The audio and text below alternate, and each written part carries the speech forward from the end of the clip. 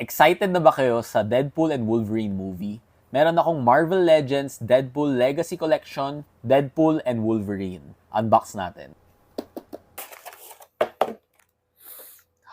So guys, marami tayong accessories dito. Meron tayong dalawang pistols, tas meron tayong knife. And then meron din tayong dalawang sword, and 3 sets of alternate hands, and isang unicorn. And of course, the figure itself. Tara, pwede nyo ilagay yung sword dito sa likod. Dito nyo rin ilalagay yung mga pistols niya. Yan. Tapos yung knife dito sa ilalim. Yung.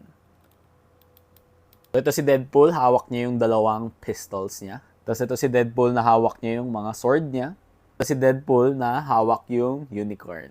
So guys, available na tong Marvel Legends Deadpool Legacy Collection Deadpool action figure. 1,799 each. Bumili na kayo.